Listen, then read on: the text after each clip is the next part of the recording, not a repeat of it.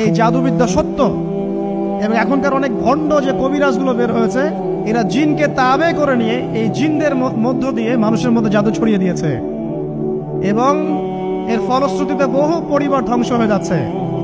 এই জাদুবিদ্যা সত্য। আরো একটা জিনিস সত্য, নবী সাল্লাল্লাহু আলাইহি ওয়াসাল্লাম বলেছেন ইন্না আইনাল হক, চোখের নজর সত্য। নবী করিম সাল্লাল্লাহু আলাইহি ওয়াসাল্লাম বলেছেন চোখের বদনজর সত্য। এই যে আমরা বলি ফেসবুকে এত বেশি ছবি দিয়েন না ভাই, ছবি তুলেন না, ছবি তুলেন না, বারবার যে বলি নিষেধ করি। কারণ কি জানেন? একটাই কারণ, বিকজ চোখ লাগাটা সত্য। মানুষের চোখ লাগে, এই কথা শুনলে অনেক মজুমদাররা হাসবে না? কথা বুঝতে পারেন নাই? কিন্তু এটা সত্য, কারণ নবী করিম সাল্লাল্লাহু আলাইহি ওয়াসাল্লাম যা বলেছেন সাদাকাল্লাহু ওয়া সাদাকা রাসূলুহুল কারীম। নবী যা বলেছেন, আল্লাহ যা বলেছেন চিরায়ত সত্য, এর বাইরে কোনো সত্য আছে? আচ্ছা দেখেন, আমি বললাম যে জাদুবিদ্যা সত্য। এই জাদুবিদ্যার চর্চা মানুষ করে, এখনো করে, এবং এই জাদু দিয়ে মানুষের ক্ষতি করার জন্য জিনের প্রয়োজন হয়, দুষ্ট জিন। এই জিনগুলোকে মানুষ তাবে করে মানুষের ক্ষতি করার চেষ্টা করে। দেখবেন এখন গ্রামে গঞ্জে শহরে সব জায়গায় ছড়িয়ে পড়েছে না? দেখবেন, খুব সতর্ক থাকবেন। আমি পরে সলিউশন বলছি আপনাদেরকে। আরেকটা বলেছি, নবী সাল্লাল্লাহু আলাইহি ওয়াসাল্লাম বলেছেন চোখের বদনজর এমন সত্য যে একটা উটকে এই রান্নার ডেকচির মধ্যে ঢুকাই ফেলতে পারে। একটা উট খুব সুন্দর, ভালো, আপনি দেখছেন মাশাআল্লাহ বলেন নাই, নজর লেগেছে, উটটা মারা গেছে, দেন তারপর তাকে জবাই করে খেয়ে ফেলতে হয়েছে। একজন সাহাবী গোসল করছিলেন, গোসল, এটা হাদিস সহিহ। এই আলেম ওলামা যারা আছেন তারা জানেন যে এই হাদিস সহিহ। একজন সাহাবী গোসল করছেন, তার গায়ের চামড়াটা খুব সুন্দর ছিল, একদম স্কিনটা অনেক সুন্দর থাকে না এমন কিছু মানুষ? আচ্ছা, এখন আরেকজন সাহাবী এই গোসল দেখছেন দূর থেকে, দেখে বলছেন যে কি চমৎকার তার শরীরের রংটা, যেন কুমারী নারীর মতো, অনেকটা এমন একটা কথা তিনি বলেছিলেন। সাথে সাথে এই সাহাবী অজ্ঞান হয়ে পড়ে গেছে। কোন সাহাবী? যিনি গোসল করছিলেন। এটার আপনি কোনো ব্যাখ্যা দিতে পারবেন না তো, এখানে কোনো সায়েন্স দিয়ে বা মেডিকেল সায়েন্স দিয়ে আপনি কোনো ব্যাখ্যা করতে পারবেন না। একটা ব্যাখ্যা দিতে পারেন, কিন্তু কেন সেটা হলো সেটা আপনি অ্যান্সার খুঁজে পাবেন না। তো নবী সাল্লাল্লাহু আলাইহি ওয়াসাল্লামের কাছে নিয়ে যাওয়া হলো তাকে। তিনি বললেন যে এই ব্যক্তির ব্যাপারে কি কেউ ভালো মন্দ কিছু বলেছিল? তখন একজন সাহাবী বললেন হ্যাঁ, অমুকে বলেছে এর স্কিনটা অনেক সুন্দর, ওকে ডেকে নিয়ে আসো। ওকে ডেকে আনা হলো। ডেকে আনার পর নবীজি তাকে অনেক শাসালেন, তোমরা তোমাদের ভাইদেরকে কি মেরে ফেলতে চাও? তখন এই সাহাবী তো অবাক, আমি আবার কখন মারতে চাইলাম ইয়া রাসূলুল্লাহ? আমি তো মারতে চাই নাই, আমি তো খালি বলেছি যে তার গায়ের রংটা অনেক সুন্দর। তখন তিনি বললেন কেন তুমি সুবহানাল্লাহ বললে না, কেন তুমি মাশাআল্লাহ বললে না? যখন মাশাআল্লাহ বলবেন, সুবহানাল্লাহ বলবেন, নজরটা লাগবে না। আর যখন আপনি মাশাআল্লাহ বলবেন না, সুবহানাল্লাহ বলবেন না, দেখবেন নজর লেগে গেছে। আপনি বিশ্বাস করেন ব্যবসা খুব ভালো চলছে, মানুষ বললো যে বাহ তোর তো ব্যবসা হেভি, লালে লাল শাহজালাল, ঠিক আছে, দেখবেন আপনার কেনা বেচা বন্ধ হয়ে গেছে। এরকম হবে, আমার কথাটা বিশ্বাস করেন। এটা কিন্তু সায়েন্স প্রমাণ করতে পারবে না, আল্লাহ এবং তার রাসূল বলেছেন, তার উপরে কোনো সত্য নেই। আছে সূরা কাহফ 29 নম্বর আয়াত পড়ে দেখেন, আল্লাহ পাক বলছেন ওয়াকুলিল হাক্কু মির রাব্বিকুম, সত্য সেটাই যা তোমার রবের পক্ষ থেকে আসে। ফামান শাআ ফালইউমিন, যার ইচ্ছা হয় বিশ্বাস করুক, ওয়ামান শাআ ফালইয়াকফুর, যার ইচ্ছা হয় সে অস্বীকার করুক। এই কারণে আমরা বলি ফেসবুকে এত বেশি ছবি দেওয়া, এই আই ওয়াশ করা, এই যে শো ডাউন করা, হ্যাঁ, ইসলামের কিছু কাজ করলেন একদম মানুষকে না দেখাইতে পারলে ঘুম হচ্ছে না, এগুলো বন্ধ করেন, এগুলো বন্ধ করে দেন আল্লাহর ওয়াস্তে। অফলাইনে কাজ করেন, নিজেকে গোপন করার চেষ্টা করেন। যত বেশি মানুষের কাছে নিজেকে এক্সপোজ করবেন, কাজের বরকত কমে যাবে, কাজের বরকত কমে যাবে, চোখ লাগবে, নজর লাগবে। এবং চোখ লাগা বদ নজরে বহু আলেম আস্তে আস্তে মাঠ থেকে মাইনাস হয়ে গেছে না? যায় নাই? এখন কি আলেমদের সংখ্যা বেশি না কম? যত দিন যাবে আলেমের সংখ্যা আরো কমে যাবে। নবীজি বলেছেন আলেমদের সংখ্যা কমতে থাকবে, মানুষ জাহেলদেরকে আলেম বানিয়ে নেবে।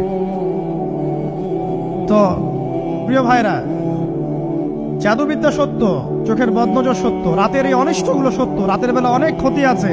এই জন্য নবীজি বলছেন বাচ্চাদেরকে বাইরে বের করো না, এবং তোমরাও রাত যখন গভীর হবে তখন এদিক ওদিক ঘোরাফেরা করো না। দেখবেন রাত যত গভীর হয় আমাদের শহরগুলো তত জীবিত হয়, তাই না? তাই না? রাত যত গভীর হচ্ছে শহর তত জীবিত হয়। চায়ের দোকানে আড্ডা বেশি, ওই সিনেমা দেখছে, টিভি দেখছে, ক্যারাম খেলছে, লুডো খেলছে, ঘুম নাই। ঘুম কখন? ফজরের আগে আগে। ফজরের নামাজ কিন্তু নাই, ফজরের ঠিক আগে আগে, আবার ওই যে জোহরের নামাজের সময় উঠতেছে। এখন আমাকে বলেন, এরকম জেনারেশনকে দিয়ে কি আসলে ইসলামের কোনো খেদমত হবে? আচ্ছা, নবীজি রাতের বেলা আর্লি ঘুমাতেন। আল্লাহ পাক আমাদের সবাইকে তাড়াতাড়ি ঘুমানোর তৌফিক দান করুন। হ্যাঁ, আপনি ইলম চর্চা করলে রাত জেগে থাকতে পারেন, আপনি যদি জ্ঞান চর্চা করেন রাত জাগতে পারেন, আপনি কোনো গবেষণা করছেন, নামাজ পড়ছেন বা কোরআন হেফজ করছেন, আপনি রাতের আর্লি উঠবেন, এটা আলাদা বিষয়। কিন্তু কমনভাবে আমাদের এই যে ফেসবুক, ইউটিউবিং ইত্যাদিতে আমরা লিপ্ত থাকি, সারা রাতটা কাটাই আড্ডাবাজি করে, এগুলো বন্ধ করতে হবে। এগুলো বন্ধ না করলে ফিজিক্যালি আমরা মানে সুস্বাস্থ্যের অধিকারী হতে পারবো না। সারা দিনটা আমাদের একটা কি বলবো অলসতার ভাবে যাবে এবং দিনের বেলা কাজগুলো ব্যাহত হবে। এতে করে আমাদের উম্মার এই পুরো বড় যে তরুণ প্রজন্ম আছে এদেরকে আপনি সম্পদে পরিণত করতে পারবেন না। তাই এই সিস্টেমটা চেঞ্জ করা দরকার। নবীজি রাতের বেলা এই সূরা বাকারার শেষে 3টা আয়াত তেলাওয়াত করতেন, আমরা করবো ইনশাআল্লাহ। ইনশাআল্লাহ। আরেকটা আমল বলে দেই, নবী করিম সাল্লাল্লাহু আলাইহি ওয়াসাল্লাম রাতের বেলা সূরা মুলক তেলাওয়াত করতেন। কোন সূরা এটা? কোন সূরা? তাবারাকাল্লাযী বিয়াদিহিল মুলক। কয়টা আয়াত আছে? 30টা আয়াত আছে। নবীজি বলেছেন সাল্লাল্লাহু আলাইহি ওয়াসাল্লাম, এই সূরা আপনাকে কবরের আযাব থেকে বাঁচাবে ইনশাআল্লাহ। কবরের আযাব থেকে তো ভাই বাঁচা খুব সহজ নাকি? আমাদের মধ্যে এমন কেউ নাই, শোনেন, আমাদের মধ্যে এমন কেউ নাই, আলেম জালেম মুফতি মুহাদ্দিস রাজনৈতিক নেতা পলিটিশিয়ান বিরোধী দল জাতি তারপরে যে সরকার দল যে আছে না কেন, কবরের শাস্তি ফেস করবেন এমন একটা মানুষ নাই, কেউ নাই পৃথিবীতে। এই যে আপনি দেখছেন ওই যে কি ইসরায়েলের প্রধানমন্ত্রী, ওই রাশিয়ার প্রধানমন্ত্রী, ওই চায়নার সভ্যতা, পশ্চিমা সভ্যতা, এমন কেউ নাই পৃথিবীতে এখন যাকে কবরের শাস্তি ভোগ করতে হবে না। আছে? সবচেয়ে লঘু শাস্তি মানে লঘু চাপ, এটা বলতে গেলে আসলে আমি ভাষা হারাই ফেলি। তারপরে বলছি আল্লাহ পাক আমাদের সবাইকে হেফাজত করুন, আমিন। একজন সাহাবীর নাম সাদ বিন মুয়াজ। কি নাম? নবী করিম সাল্লাল্লাহু আলাইহি ওয়াসাল্লামের সাথে একদম ডান হাত হয়ে যুদ্ধ করেছেন দীর্ঘদিন। বদর তিনি বীর সেনা, উহুদের বীর সেনা, ঠিক আছে। খন্দকের যুদ্ধেও বীর বিক্রমে যুদ্ধ করেছেন। তিনি আনসার সাহাবী, একদম মদিনার নেতা সাহাবী। সব সাহাবী কিন্তু একরকম নন, কেউ ছিলেন নেতৃস্থানীয় সাহাবী, তিনি ছিলেন একজন নেতৃস্থানীয় সাহাবী, ঠিক আছে। সাদ বিন মুয়াজ নবী করিম সাল্লাল্লাহু আলাইহি ওয়াসাল্লাম এত ভালোবাসতেন তাকে, এত ভালোবাসতেন যে তাকে নিজের মনে করতেন যে সাদ বিন মুয়াজ আনসাররা আমার নিজের। চারটাখানি কথা। এই সাহাবীর খন্দকের যুদ্ধে এই যে হাতের এই দিকে সম্ভবত হাতের এই রগের মধ্যে একটা তীর এসে লাগে এখানে, এবং তীরটা তিনি বের করতে গিয়ে রক্তটা ছিঁড়ে যায়। এরপর ফিনকি দিয়ে রক্ত বের হওয়া শুরু হয়। চিকিৎসা করে করে রক্ত বন্ধ করা যায় নাই, এবং এই রক্তের প্রবাহিত রক্তেই আল্লাহর ইচ্ছায় তিনি শাহাদাত বরণ করেন, তিনি ইন্তেকাল করেন। নবী করিম সাল্লাল্লাহু আলাইহি ওয়াসাল্লাম প্রচন্ড ব্যথিত হন, মানে মনটা তার খুব নরম হয়ে যায় সাদ বিন মুয়াজ রাদিয়াল্লাহু আনহুর জন্য। তো এই সাহাবীর যখন জানাজার নামাজ পড়ানো হচ্ছে, নবীজি বলছেন 70,000 ফেরেশতা তার নামাজে অংশ নিয়েছে।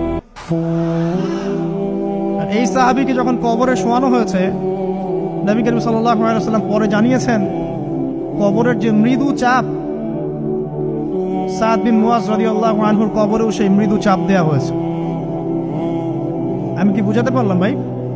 আমাদের কোনো দাম আছে এখনকার পলিটিশিয়ানদের কোনো দাম আছে? এখনকার সমাজ নেতার কোনো দাম আছে? এখনকার সুদখোরদের কোনো দাম আছে? এই ঘুষখোর দুর্নীতিবাজদের কোনো দাম আছে? আমরা যারা কাঠমোল্লা হয়ে আছি আমাদের কোনো দাম আছে? সাদ বিন মুয়াজ রাদিয়াল্লাহু আনহু যদি কবরের শাস্তি তাকে না ছাড়ে, প্রশ্ন উত্তর পর্ব তাকে না ছাড়ে, আমরা পার পাবো? নবী করিম সাল্লাল্লাহু আলাইহি ওয়াসাল্লাম বলছেন সূরা মুলক তেলাওয়াত করো রাতের বেলা, ইনশাআল্লাহ সূরা মুলকের তেলাওয়াত কবরের আযাব থেকে তোমাকে বাঁচাবে। আর আমাদের তো ভাই কবরে সবাই সাথে যাবে না, গার্লফ্রেন্ড যাবে না, বাপ মা ভাই বোন সবাই যাবে না। একজন ব্যক্তি সুদ খাচ্ছে, জিজ্ঞাসা করে দেখেন কেন খায়, বলবে তার সন্তানের জন্য খায়, তার বউয়ের জন্য খায়, তার মা বাবাকে দেখতে হবে তাই খায়, তাই না? একজন ব্যক্তি ঘুষ খায়, বলবে আমার পরিবারের জন্য খাই। একজন দুর্নীতি করছে, পুকুর চুরি করছে, বলবে দুর্নীতি করছে আমার পরিবারের জন্য খাই, পরিবার ভালো থাকবে। সবার একই এক্সকিউজ যে পরিবার যেন ভালো থাকে, আমার সন্তানরা যেন ভালো থাকে, আগামী প্রজন্মের জন্য কিছু রেখে যেতে পারি, তাই না? এরকম একটা মানুষও কি আপনার সাথে কবরে যাবে? আরে বোকা মানুষ কেন বোঝে না যে আপনার কবরে আপনাকেই যেতে হবে? তাহলে আপনি কি কারণে অন্যের কারণে নিজের পরকাল নষ্ট করছেন? অন্যের সুখের জন্য আপনি আপনার পরকাল নষ্ট করছেন। সুদ খাচ্ছেন, দিব্যি মায়ের সাথে জেনা করছেন। আপনাদের এলাকায় নাকি সুদের সমস্যা অনেক বেশি। কয়েকটা হাদিস বলে দেই, আমি ওদেরকে আক্রমণ করতে আসি না।